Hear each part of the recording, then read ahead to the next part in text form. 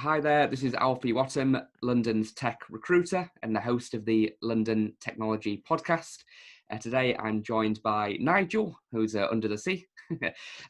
Thanks for joining us, Nigel. Could you start by just telling us a little bit about yourself? Yeah, absolutely. Well, as I was saying to you earlier, Alfie, I'm part-time Bond villain living in a volcano under the sea, and part-time CTO of Intelligent Voice, so speech technology company based in London. At least we were until the lockdown, and we've been working at the kind of forefront of speech technology and AI for about 11 years now. Awesome. So you've been in the industry for a while, you're a CTO. What advice would you have, Nigel, for people that are just starting their tech careers? Um, it's a tough time at the moment for people. We're seeing a lot of people coming onto the market, coming straight out of university, and finding it quite difficult to engage with employers in terms of getting their skill sets across. It's difficult to interview at the moment. It's difficult to get that kind of that face-to-face time that you need with people. So I think, think very carefully about your CV, not just what's on it, but how it's presented. Make sure that you are really careful when you're applying for jobs at the moment. Make sure that you really hit the points that people are asking for. We get a lot of candidates coming through on a very scattergun type of approach at the moment, and we look for very targeted, very specific types of skills. So understand the company that you're speaking to when you have an interview, when you're actually going out there into the marketplace. Make sure that people, that, because I like to know that you've thought about my company before you come and talk to me. I don't expect a dissertation, but I do expect you to kind of understand who I am, and also think about the skills which are relevant to the market at the moment. And for me, that is probably the most important thing.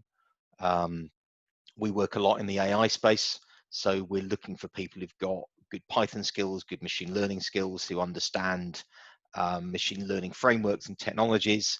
So if you've got the opportunity, particularly if you're still in your studies at the moment, and you've got the opportunity to take modules which help you understand machine learning and Python and these type of things, and you hadn't thought about it before, these are going to be really valuable things in the marketplace in the next 3 to 5 years. And I think you'll benefit enormously from picking those skills up. Yeah, no, absolutely. That's good advice. I do like what you mentioned around spending time on each application specifically. It's the old thing that the more time you spend on your application, the more time the employer is going to spend on taking the time to speak to you, and rather than just clicking reject, because they almost feel guilty if they don't, because they see the amount of work that you put into it, right? Yeah, no, I think it's really, really important. And actually, good presentation is such an important thing, because it says a lot about you, that you've actually taken the time to think about what your CV looks like. And from my point of view, I would always encourage people to imagine what it would be like if they received it. Mm. Does it give the information that the employer needs? Not what you think. I don't care if you can play squash. I'm sorry, I don't. But I really do care if you've got relevant experience in my industry and you can demonstrate it to me. So just really think about what the employer is looking for.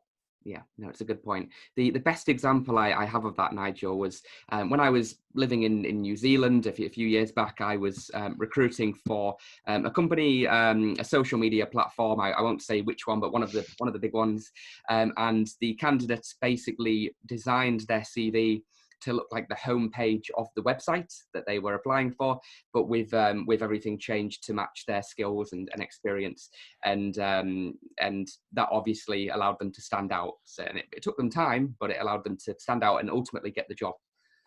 Yeah, Well, I have to say, I once went for an interview. My super secret thing that I don't tell anyone, and you mustn't tell anyone, is that actually I trained as a lawyer. So I was a lawyer for the first part of my career before I became a CTO.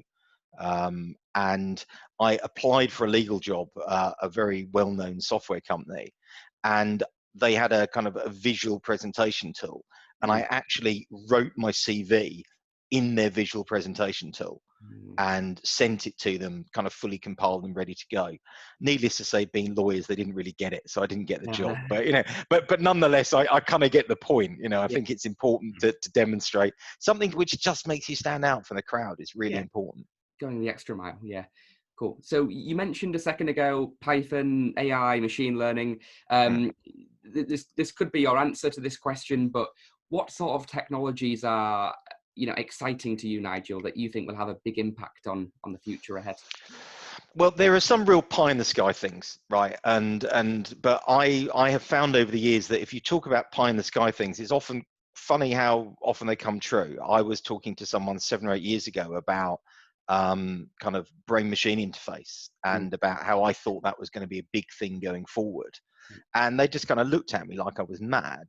And yet we now see Elon Musk is putting a lot of money and time into it, and Facebook have been putting time into it. So I think that there are some really exciting technologies, some of which are quite well known. So things like quantum computing, which are going to change the way we do certain things. So my industry, the speech recognition industry, still, we still struggle to achieve human levels of understanding. And actually, things like quantum computing give us the ability to do so many tasks simultaneously that actually it may get there, and it's beginning to kind of creep into the mainstream. So that's kind of exciting in terms of where we might be going. Searchable encryption is one that I have been banging on about for a few years now. So the idea of being able of you, the consumer, or you, the user, being able to encrypt something, send it out to the cloud, still encrypted, but then to search on that data in its encrypted form using encrypted search terms. And I find it so difficult to articulate this to people because it just sounds ridiculous. How could you encrypt everything all the way through and yet still do a search on it? But we did some work on this a couple of years ago, and it is actually possible. And it would change the way we looked at our relationship with cloud vendors. Because imagine if you could have a kind of, a private search space like your email or something like that Google couldn't read. They could store it for you, and they could do all those great things that the cloud is good at in terms of replication and storage and that, but they couldn't actually read your data. But that is going to change. That's going to change the way we look at the economics of the internet, because if you suddenly find that cloud vendors can't read your data at the moment, effectively that's where the payment is. You give them your data and they read it and they make money out of it, and that's the payment. So that's an interesting one. And kind of AI and ML in its wider form is undoubtedly going to change the way we work, but not in ways people expect.